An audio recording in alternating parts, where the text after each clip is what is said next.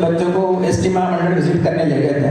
वहाँ पे उन्होंने देखा होगा कि जो कारागिर थी वो कुछ महिला भी थी, यानी महिला वो रैम के नीचे जाके काम कर रही थी। तो इसमें सभी के लिए एक संदेशा है कि आगे का लाइफ जो है सिर्फ नौकरी के भरोसे नहीं चलेगा, आपको कुछ हुनर सीखना पड़ेगा जो आपकी ज़िंदगी चला सके, और CBSE इसमें पहले से काफ़ी फोकस है। According to sir, when we talk about work culture, when we talk about jobs, when we talk about profession, our profession is decided by our educational background, our caste, our family background.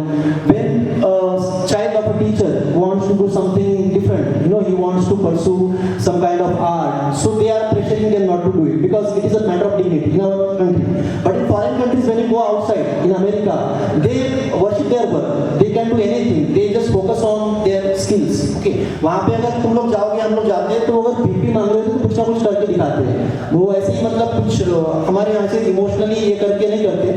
Sir, success is a word which many people are taking in a different way. When academically we speak, students think when they get good marks, when they top the school, when they top the city, they get success. Teachers think when they get the higher salary, when they get promotion, it is success. According to you, what is the meaning of success? लोग success है many meanings, हर किसी के success की definition अलग है। Frankly speaking, teachers के लिए अलग है, बच्चों के लिए अलग है, माँ बाप के लिए अलग है, मेरे लिए अलग हो सकती है। बट मेरे हिसाब से इंसान सक्सेसफुल वही है जो अपने बलबूते पे समाज में खड़ा है, फिर वो नौकरी हो, कोई बिजनेस हो या और कोई काम करो। Even if he is doing गाड़ी को पानी मार के साफ करने का भी बिजनेस कर रहा है, पर किसके सामने हाथ नहीं फैला रहा है। आप देखिए अभी बड़े बड़े शहरों में गाड़ी वॉशिंग के लिए लाइन लगी रहती है, क्यों लगी रहती है? हम भी जब बड़े शहरों में कभी जाते हैं तो वो बोलता है आपका 6वां नंबर है, आपका 7वां नंबर है गाड़ी वॉश करने का।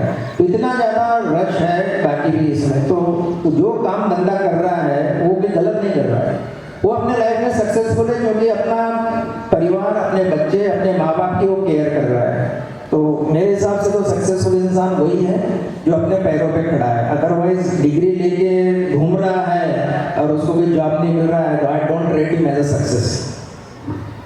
So success is not just when you are becoming engineer, when you are becoming doctor, when you are becoming a professor. We see success academically.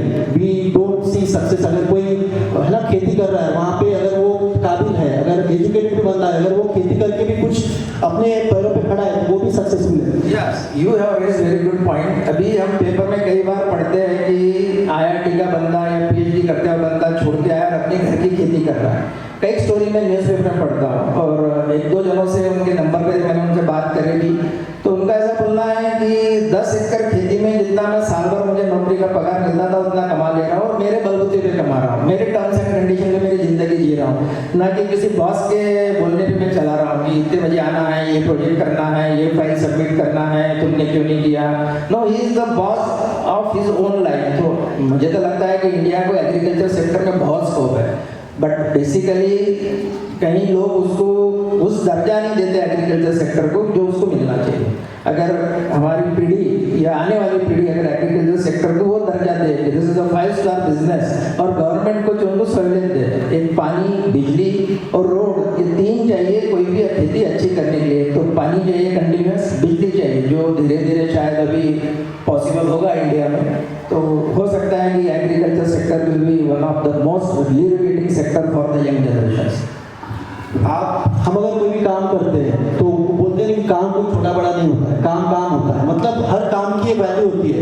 अगर आप देखोगे कोई सफाई कर्मचारी साफ सफाई भी कर रहा है नगर परिषद का, तो वो काम है, वो उसका जॉब कर रहा है, और ये वर्क कल्चर को फॉरेन कंट्रीज में रिस्पेक्ट किया जाता है। हमारे यहाँ पे उसको अकॉर्डिंग टू इस वर्क दर्जा दिया जाता है। Sir, when we come to Vidyaram school, it was started in 2013 and we have come, we have crossed much distance. Now what are your plans for 10 years, where we can see Vidyaram after 10 years?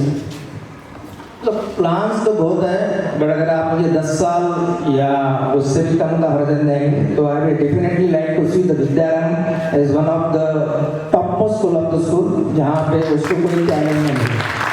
तो मैं ज़रूर चाहूँगा और मैं इस तरह में कोशिश भी करूँगा. I know my staff will also support me. So in coming years we may और मे भी नहीं, we will be there on the top of the school. Sir, if we see, there is a saying, if you want to, walk fast, walk alone, and if you want to walk far, walk together. So according to the, as a leader, when you are leading a school, when you are leading staff, when you are leader of a group or staff of teachers, how do you see that saying? How do you, take everybody together and how do you lead the school? No, anything cannot achieve single hand. कोई achieve नहीं कर सकता है. You have to need the support of your family, your colleagues, your staff, जो भी है. कई बार family का सपोर्ट बहुत जरूरी होता है, क्योंकि कहीं ना कहीं हम फैमिली का टाइम निकाल के अपने वो पैशन को देते हैं. Suppose the school is my passion.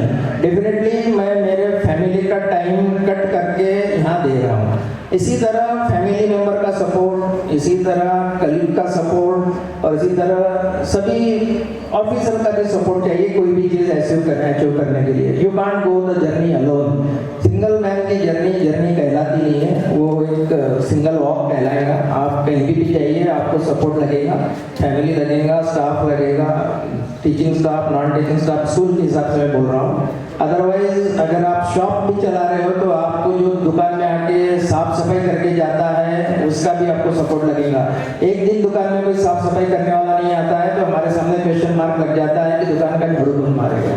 तो दिस आर द थिंग. सो जो भी बातें करना है हमें साथ में मिलकर ही करना पड़ेगा. Yes. Thank you, sir. Sir, very, the last thing that comes to my mind when we look at you in the school, as a leader, and we see you always energetic, passionate, taking challenges positively and handling things brilliantly. So, what is the secret behind it? देखिए, अगर कोई भी चीज़ को आपको lead करना है तो you have to be passionate, you have to be energetic. आप आपकी समस्या लेके वहाँ नहीं जा सकते कि नहीं मेरे पैर दुख रहा है, मेरा सर दुख रहा है, मुझे शुगर है, मुझे बीपी है, सो मैं तो सिर्फ ऐसा डल बैठे रहूँगा. These are all the things you have to keep aside. आप जहाँ से भी घर से आते हो आपको घर पे रख के ही आना है, बिकॉज यहाँ आपकी ये सुनने के लिए कोई बैठा नहीं है कि आपको शुगर है, आपको बीपी है, आपके पैर थक गए, आपका फलाना प्रॉब्लम है. All things are nonsense. और मैं अपेक्षा स्टाफ से भी करता हूँ कि उनकी जो भी समस्या है वो घर पे छोड़ के आए. देयर विल भी समस्या, मैं ये नहीं बोलता हूँ मेरी ज़िंदगी में भी समस्या है, ऐसा कोई इंसान नहीं है जिसकी ज़िंदगी में समस्या नहीं है. बट जब तक आप वो समस्या का बर्डन सर पे लेके चलेंगे तो समस्या कुछ कम होने वाली नहीं है. आपको कहीं ना कहीं उसको उतार के रखना पड़ेगा and you have to carry further. जो भी आपको प्रोसीड पहले करना पड़ेगा. तो जो भी बातें हैं, passion generally comes from the family members, passion generally come from the अपने ड्रीम जो होता है वो ड्रीम पूरा करने के लिए कोई ना कोई पैशन रखना पड़ता है. And I am fortunate enough, जब मुझे पिताजी थे उन्होंने कभी मुझे कुछ रोका नहीं करने के लिए. मम्मी जो भी मेरी 2019 में थी, शी वॉज ऑलवेज देयर कि जो भी तू कर रहा है सही कर रहा है. So she has the faith in me. And after that my wife Anjali and my both son and daughter, they have given me full support. और मुझे पता है कि मैं उनका टाइम